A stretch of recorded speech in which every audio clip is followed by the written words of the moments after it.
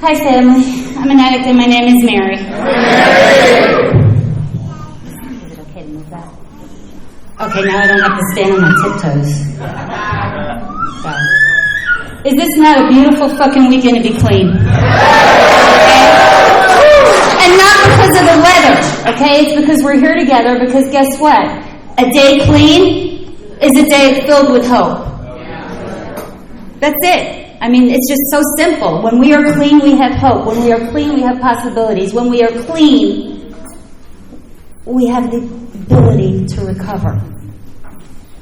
So I am very, very, very happy to be here with all of you this weekend. It's been amazing so far. So the very last time that I got high, I was in a dope house, and I was just sitting there, doing what we do, and I was looking out the window, watching a stray dog take a shit. And I had been there for several days, so it was not the first time that I watched this dog do this. And it's not a pleasant thing to watch. Really, it's not. But I was incapable of anything else. I mean, even the people that were in there, I couldn't talk. I was that kind of addict. Used hard used. I'd never stopped using until something stopped me. I have never been an addict that stopped because I thought I have a problem and I need to go get help. That is not my story. So we're going to leave that point. I was there, and I'd been there, like I said, for several days, and I was there, and I wanted to die. I just kept hoping that the next one would kill me. I was just waiting for it to happen, begging for it to happen, right? And I just kept sitting there over and over again. So I'm going to leave that for now and come back to it, and it'll be obvious why I put that in my first sentence here. But I'll start at the beginning. So I am from New York. That's where I grew up, in Manhattan. And I heard that there's some East Coast in the house tonight. Yeah. So, early life was not good for me. I didn't come from a family that was loving and kind. There was a lot of addiction. There was a lot of mental illness. There was a lot of abuse. And, I say these things because if that's part of your story, you can also recover from those things. Yeah. I and my sister both were beaten, locked in a closet, burnt by cigarettes, molested, and emotionally abused. And it started before we were 5 years old. And it continued on for a lot of years. But I'm here today to tell you that I not only survived, but I'm a pretty badass bitch.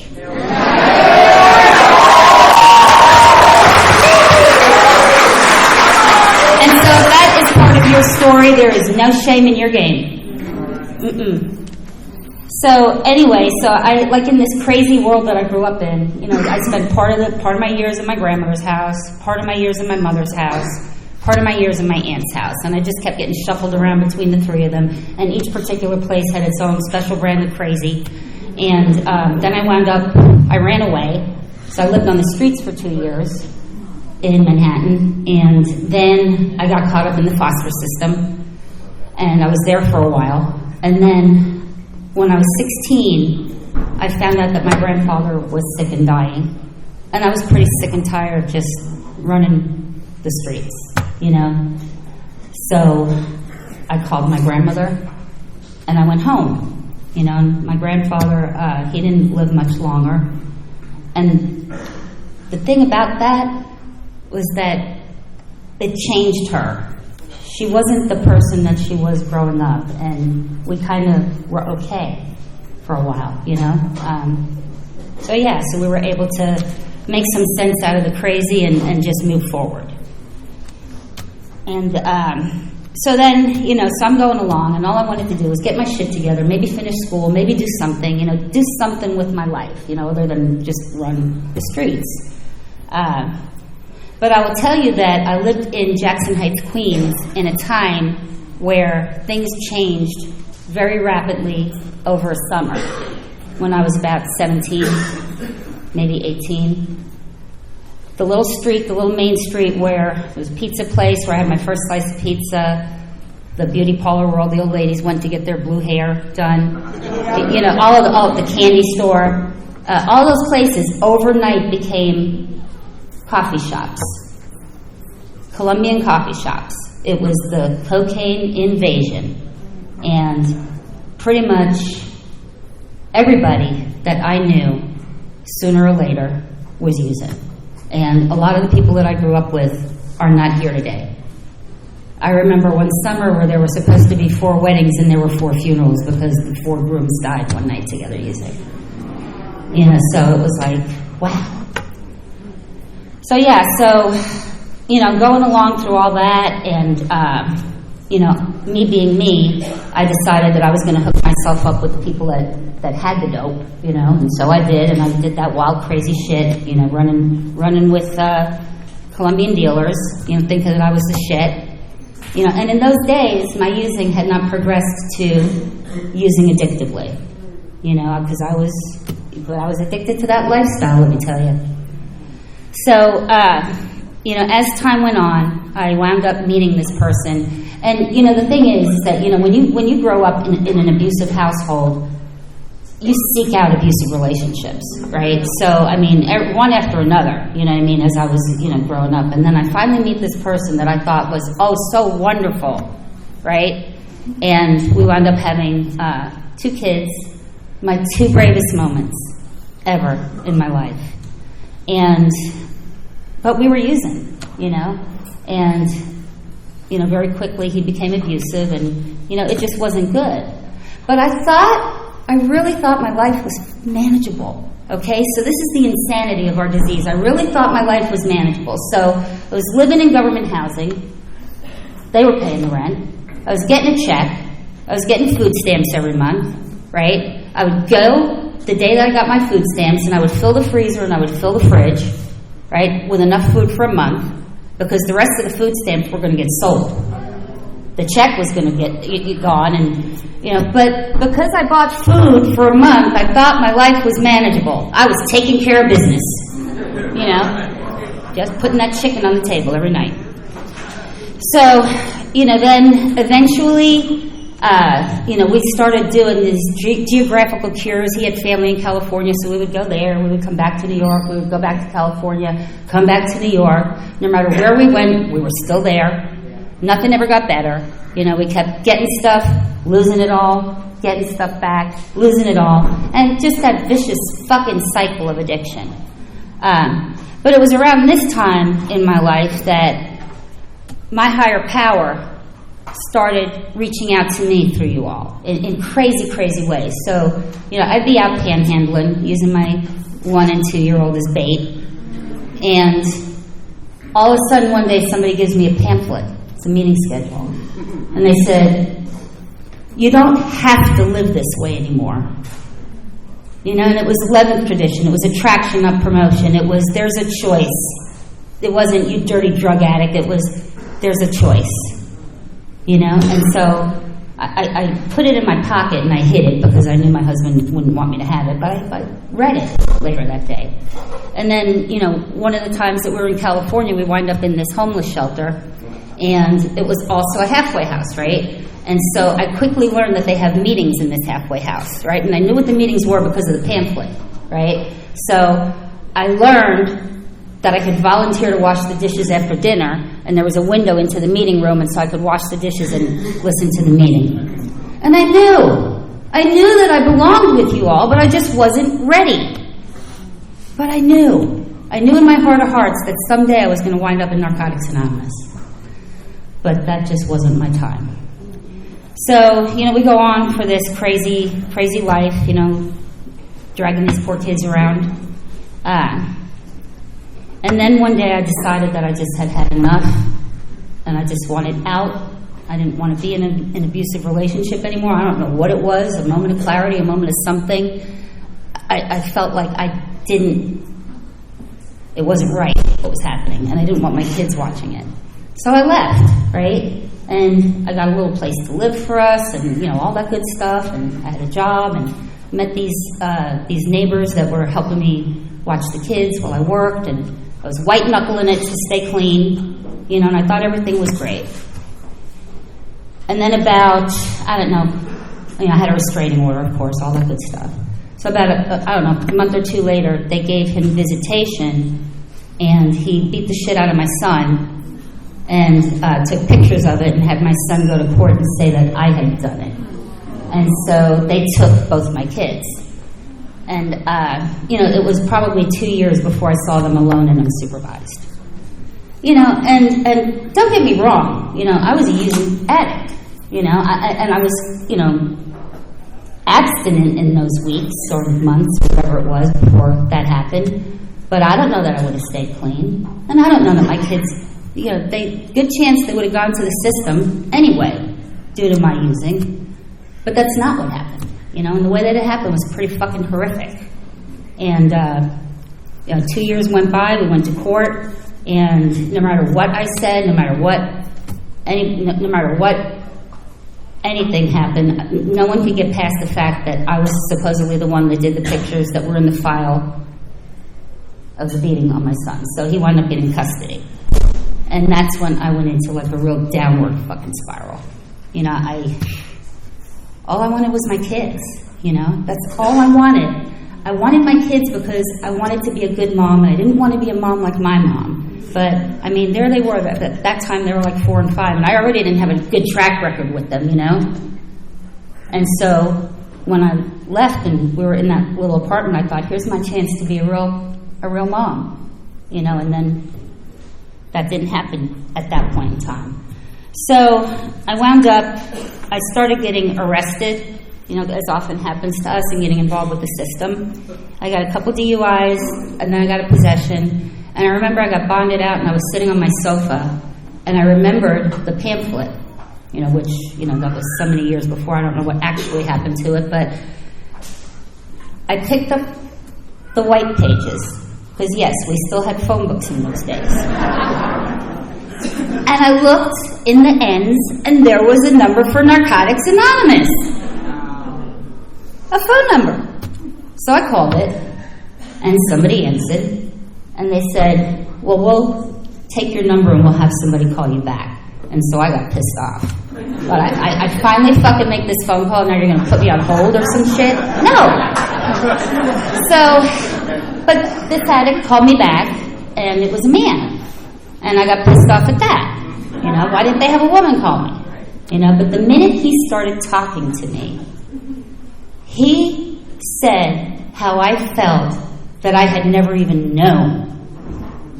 I never even knew how I felt about myself, but he said, and I still remember very clearly, you don't have to feel anymore as though you belong in the gutter for the rest of your life, every day, all day, trying to get one more. You don't have to feel that way anymore. And I was like, wow. And so I said, okay, so what do I do? Are you going to come pick me up, take me to this meeting or whatever? He said, are you kidding me? If you wanted to get fucking high tonight, you'd be out getting high somewhere. You'd find a way. So find a way to get to the meeting. Here's where it is. And maybe, just maybe, somebody will take you home. Maybe. So I did my duty and I showed up and somebody took me home.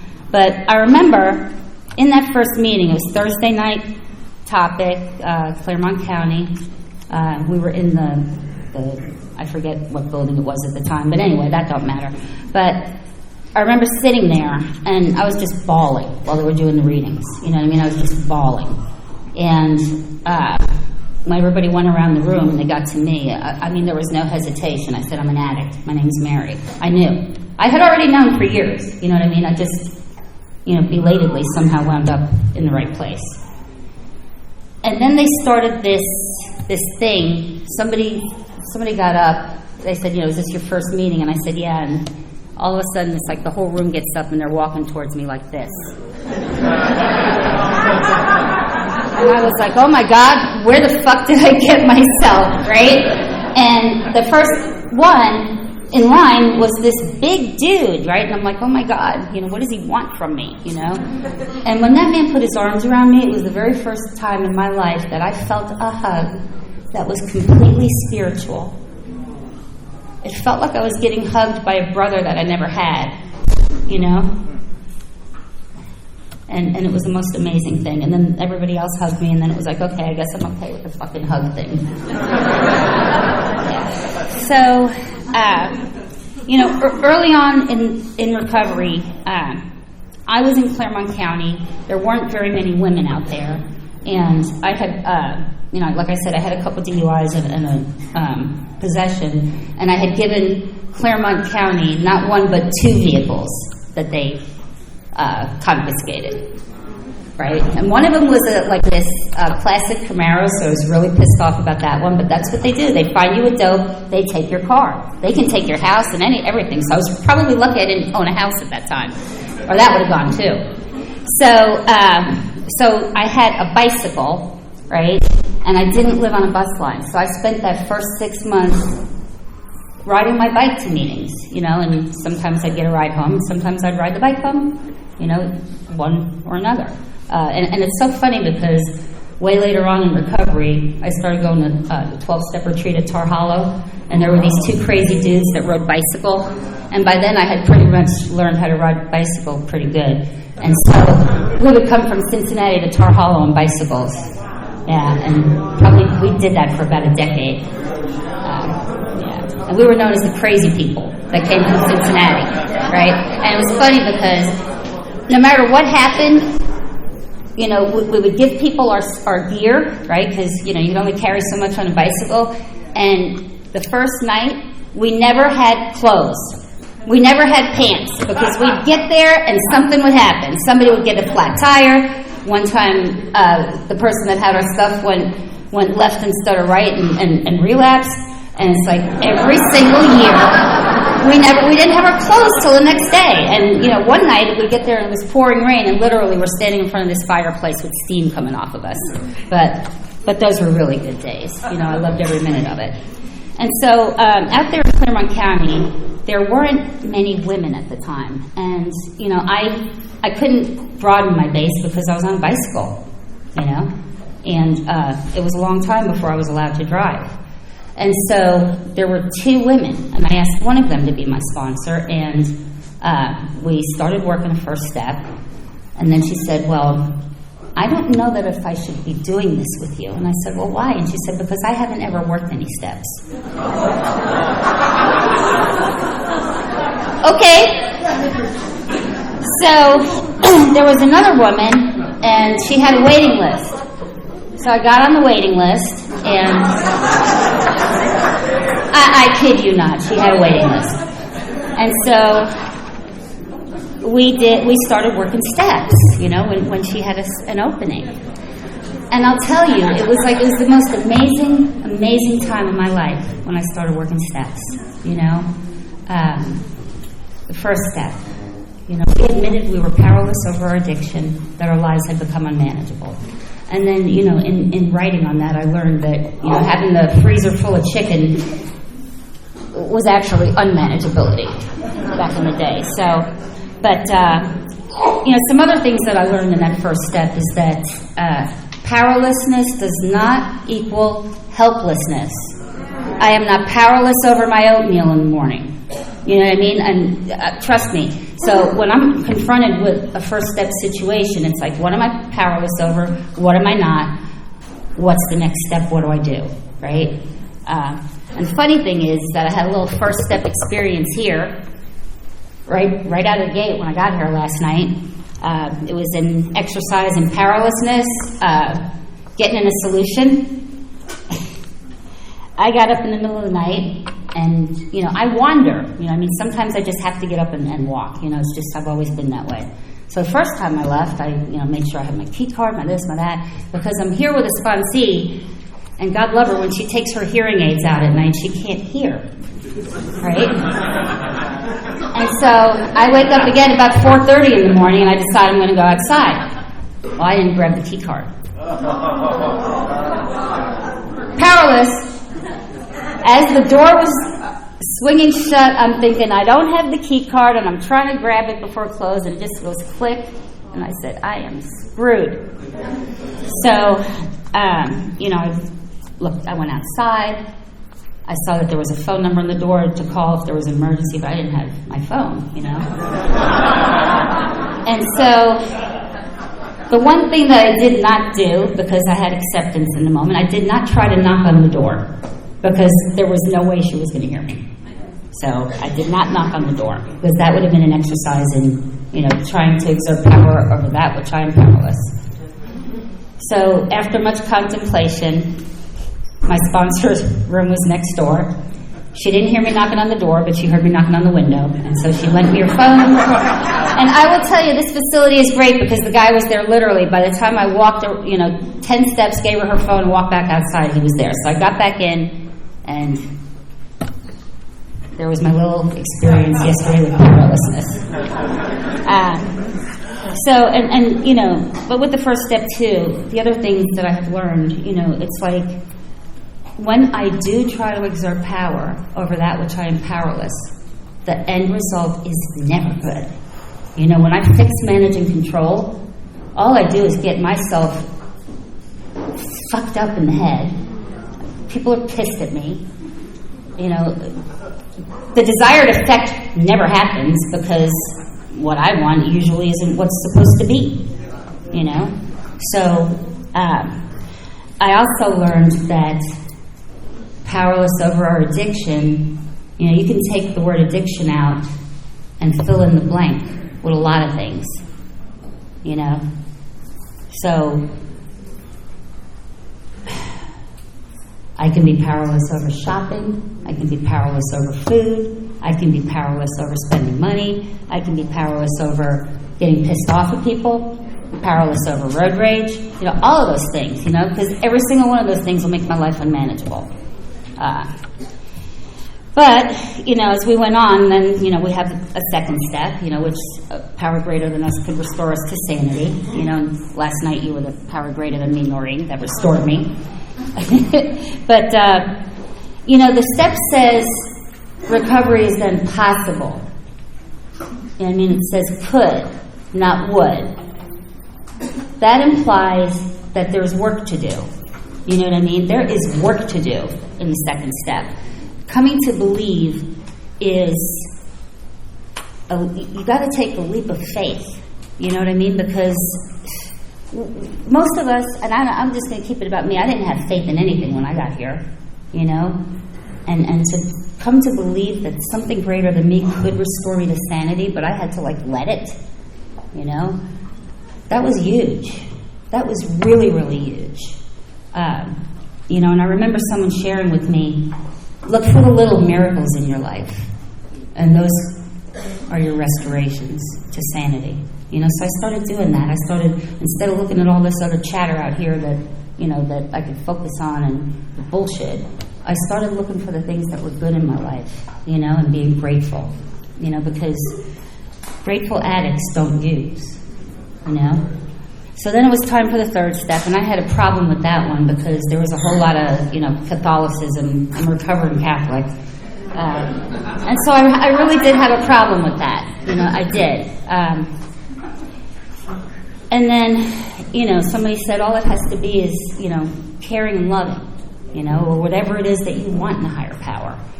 And, as I wrote on that, I realized that, I never had believed in a God that was going to, make me burn in hell and all that bullshit anyway. So I started trying to think about this higher power. And then an addict said to me, the more you try to define it, the more you limit what your higher power can be and do. Stop trying to define it and just feel it and connect with it.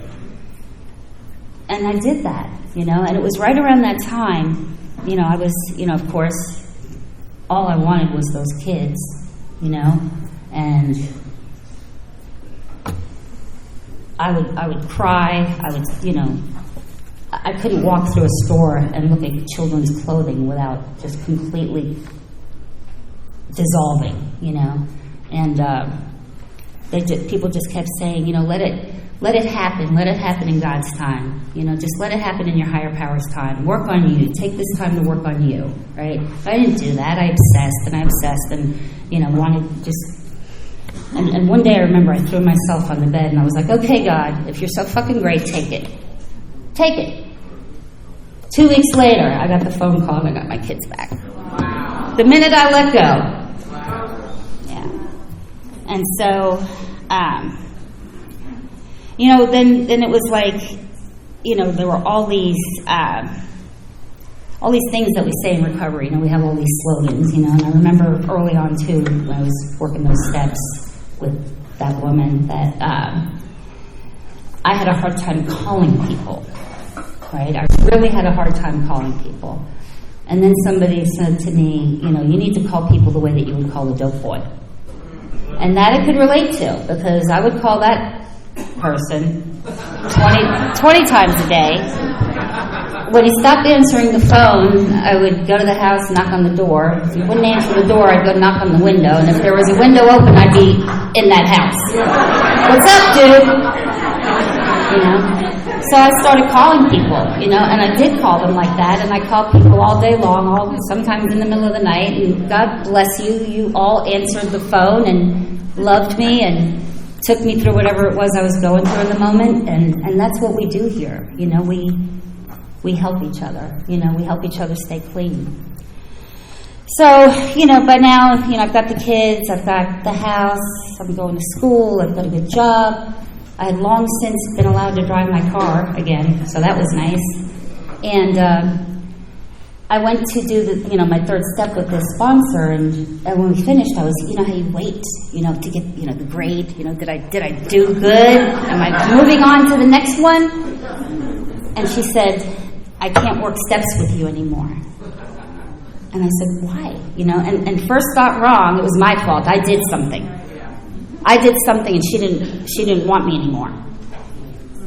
She said, I have never worked a fourth step, so I can't work steps with you anymore. Okay, so that was kind of, I couldn't find anybody else at the time. And, here's what I didn't do. By that time I could broaden my base. I wasn't on a fucking bicycle anymore. I could have gone to a different meeting somewhere, 20 miles away. I could have connected with some women, found another sponsor, but I didn't do that. So I wound up getting disconnected and further from you all. And I started to think that maybe I was okay now and I didn't need you all. I didn't need you guys. I'm better. I even went and got outside help for outside issues, and so now I'm cured of all of it. And then pretty soon the thought came in that I could use successfully. After all the shit, after losing the kids, after fighting to get them back, after all that, after all the love that you all had given me, all I thought about was, I'm cured, I can go use. So I did, and I will tell you that if relapse is not part of your story, please let it stay that way. None of us ever have to use again, including myself, starting right now. But relapse is real, it is real. And I chose, at that point, when I did make it back, I had read Recovery and Relapse, and everything in that chapter was everything that I had been thinking before I used. And I remember thinking that was the one chapter that I never read, because that's for people with relapse, right? So now I'd make all my sponsees have to read that. Yeah. And I'll tell you that I relapsed just once. The relapse was the 6 months, the year before I actually picked up. Once I picked up, I was in active addiction. Okay? And then I kept using. It was November when I used, and I didn't get and stay clean till August of the following year. And for that whole time, I was in and out. I'd go to a meeting, I'd leave and get high. It was the most awful feeling in the world. I was completely powerless over the dope again. Completely powerless. And, I would go to meetings, I would pick up key tags, I would lie, I wouldn't, I'd pick up another key tag. And just, all that crazy shit that we do, And then it just spiraled, more and more. And I was neglecting the kids, I was neglecting the house, I had stopped going to school. And so here we get to, it's just stuck in a vicious cycle, What if only one more motherfucking time, No. So the next to last time that I used, I was at a friend's house, and, we had used, all night long. And then even she said, time to stop. I got to get my kids to school. I'm like, nah, fuck that, man. We still got dope. And she's like, well, you could just hang out here, and I'm going to leave. So there I'm sitting there in her bedroom, and then I hear somebody calling my name at the bedroom window, and it was my son. And he had gotten on his bicycle and he had ridden over, right? And so I just ignored it, because I'm doing my thing, I just ignored it. And Mom, I know you're in there. And she mustn't have locked the door, because the next thing I know, he's banging on this bedroom door. Mom, come on, open the door. Well, then, little son of a bitch goes and gets a butter knife, and he got in that bedroom. And he says, Mom, come home, please. There's no food. We're hungry. There's been no food for 2 days now. Mom, please come home. And I looked at my son, and I said, get out of here. Get out of here. I will be home when I am good and ready. And I saw this tear come down his cheek, right? And he left. And that really, it fucked with me, And so that's why, over the next week or two, I'm home, got some food, went out, and here I am now. Now it's that last time that I used. So I'm sitting there in this dope house, watching the dog, wanting to die. And I just didn't die. I didn't die. And so I'm sitting there, and I had this moment of clarity. Because, I don't know if any of you have had the experience of being here and then not being here, how, NA runs through your head all day and, fucks up your buzz. But I'm sitting there, and all of a sudden I think, self-pity is the most destructive of all defects. The most destructive. And I said, okay, here you sit, you selfish fucking bitch, saying that you want to die. Wouldn't that be great for those kids? The ones that you wanted back? All you wanted was to get those kids back, and then what did? You dragged them through your addiction all over again. All over again. And now you want to die? The fuck out of here. And so I knew, in that moment that I was not going to stop, because I'm that type of addict, I'm like, okay, what am I going to do now? And so I walked out. I got thrown out of the dope house because, after a while they would throw me out because I'd been there too long. And I also, by the way, had been arrested again several times. I was on probation in 2 counties. I again couldn't drive my car. It's funny how that shit happens. And so I had this kid that was my neighbor, and I'd give him pot to drive my car around and pick me up and, drop me off places. And so I call him, and he's coming to get me. And I'm standing there, and I see a cop car pull behind him. Now, they're still like 4 or 5 blocks down the way. I'm standing there, and I'm thinking, I could just, throw this dope and paraphernalia, get in the car, go home. And I'm thinking, no. Because what's going to happen is I'll use again, even if I get out of this right now. And so I stayed there. And they pulled up, the cop car pulled up behind them. I'll nonchalantly try to get in the car. And, of course, they stopped me. I had an open container. And they search me, and they find all my stuff, and they arrest me. And then it's funny how, that addict kicks in. You know what I mean? I was like, okay, fine, something's stopping me. Great. Now at least I have a shot to get clean again. But the minute the cuffs went on, I went crazy. I went crazy and I wound up, I did like this headbutt thing and I broke the guy's glasses and it wasn't good. I don't know if I broke his nose, but it was bleeding. And so I'm in the cop car and they're taking me downtown and he's yelling at me and I'm yelling at him and I'm calling him a fucking pig and all this stuff and he's calling me, a bunch of names too. And we get down there to the Justice Center and they have these chairs that they strap you in, right?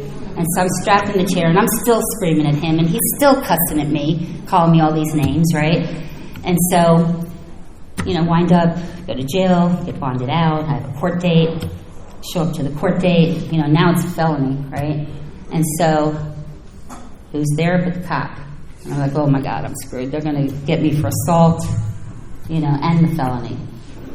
And when it came time for him to talk, he said, I recommend her to go to drug court. Treatment in lieu of conviction. And I'm like, what the fuck? What? And so I stopped him in the hall afterward and I said, what did you do and why? And he said, because in between all of the screaming and spitting through the grate at me while I was driving downtown and all the cussing and all the yelling, he said, you started babbling about Narcotics Anonymous. You were saying, if I could just go back. I promise God, the prayer we all do.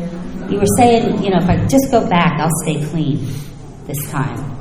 He said, so you have your shot. Let's see if you can do it. Right? So, at that time, I knew, right? I knew that I needed a sponsor that I could not manipulate, because that was my thing. I was a real big manipulator. And so, I started coming back to meetings and thinking, who do I want to be my sponsor? And, I had known Noreen before. I didn't know her that well, but, people were saying that she was hardcore and this and that, And, they called me Fuck You Mary, and they called her Fuck You Noreen, right? So I figured this will be a really good choice, if nothing else, we could say fuck you to each other all day long, right? The rest of it don't work out. So we started working steps together, and it was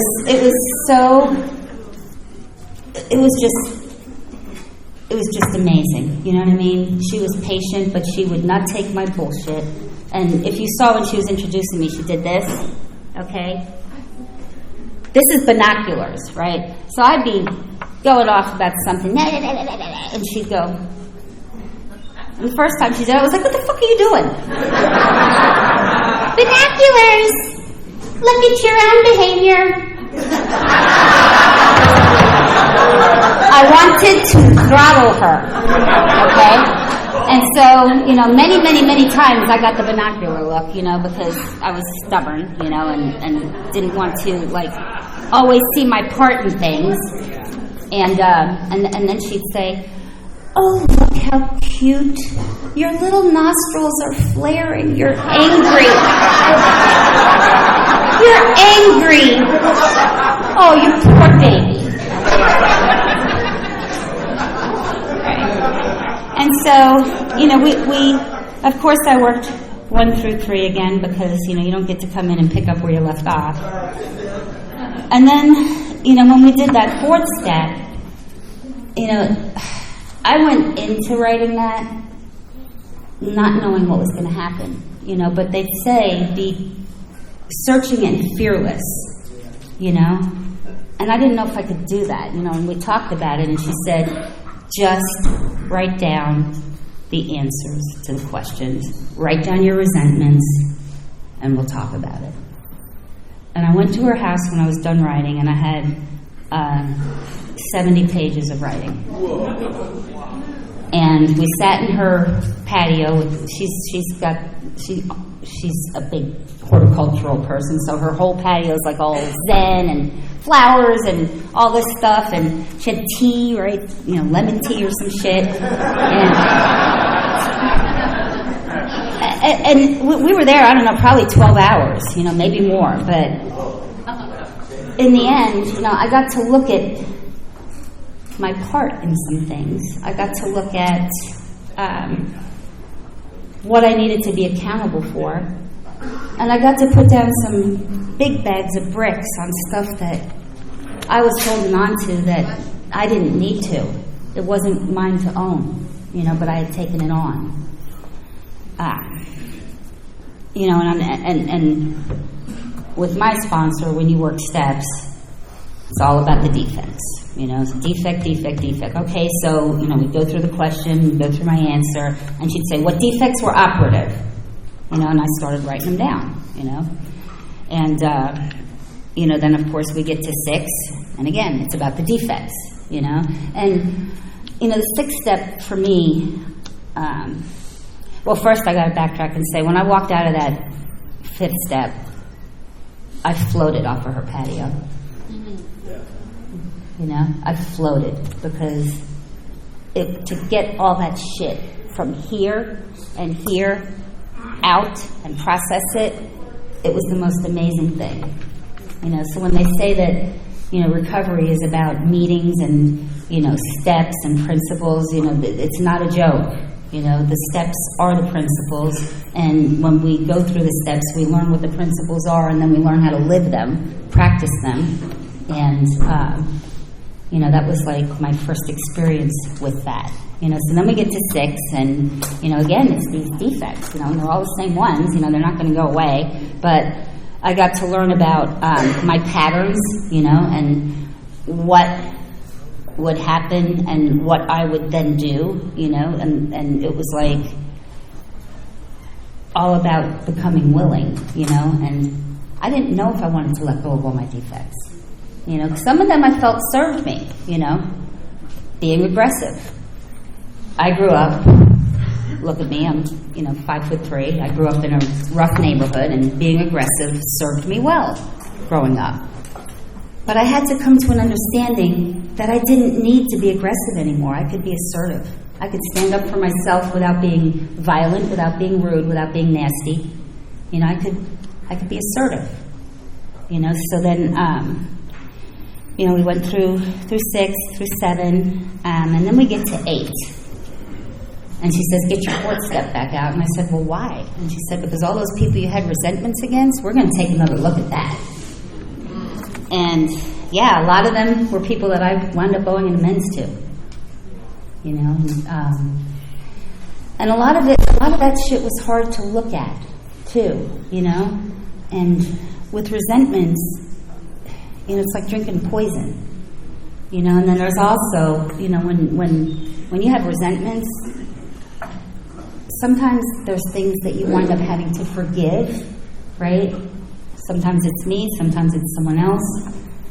And I remember thinking, I can't wrap my brain around this whole forgiveness thing, because forgiveness means I'm weak. It means what you did was okay. I forgive you, yeah, what you did was okay is what I'm thinking, No, it wasn't fucking okay, so I'm not going to forgive you.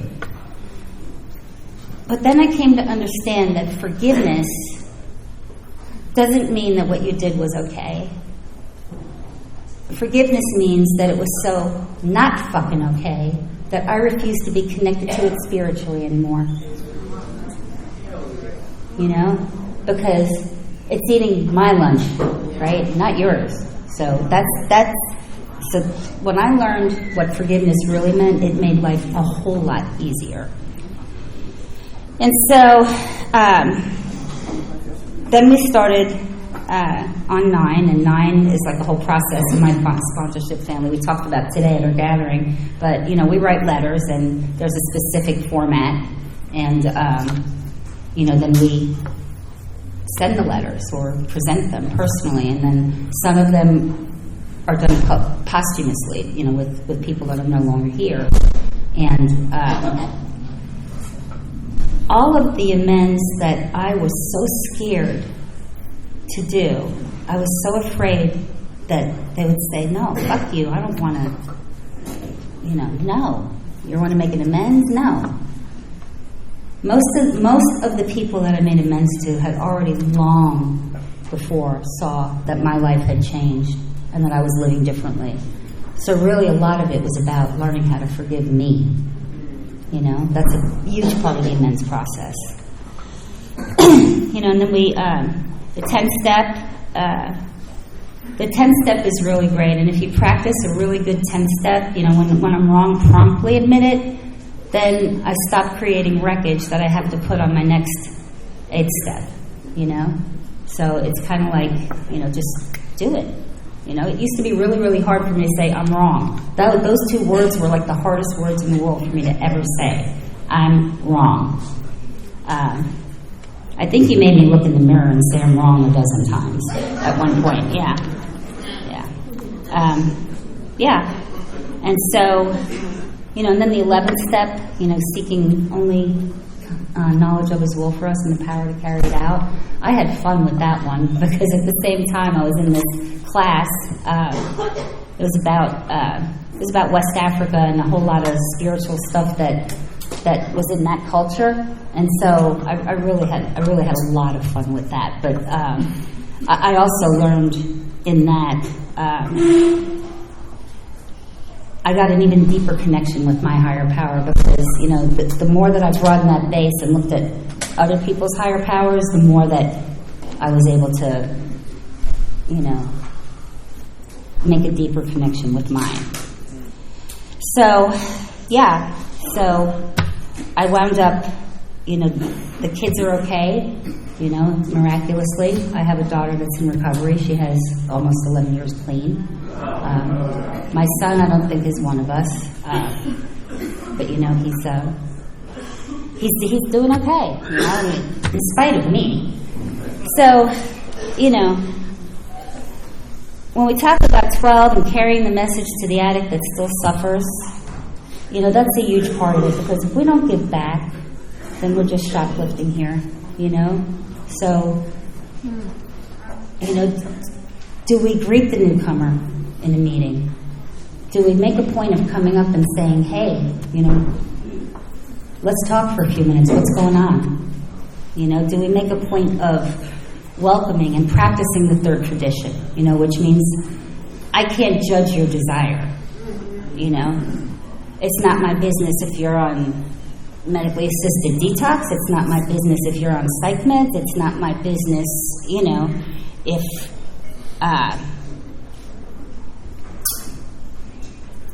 it's not my business, And I think that's huge here, to just let people come in and be who they are and find their own way. I remember one of the things that happened early on when I came back was I was sitting in a meeting. It was before I asked Noreen to sponsor me. And somebody, shared that if people weren't sitting in the seat for them, if you're not here for you, then give the seat to somebody who is. Right? And I remember that screwed me up because I was thinking, well, it didn't work the first time. Maybe it's not going to work this time either, And then somebody pulled me aside after the meeting and they said, newcomer, I don't care why you're here. I don't care. Because, I was there I wanted the consequences to stop. And they said, newcomer, I don't care why you're here. I don't care if you're here to get the kid back, the husband back, to get the consequences to stop, or if you're just taking a fucking break from using. Just keep coming, and sooner or later, hopefully you'll stay for you.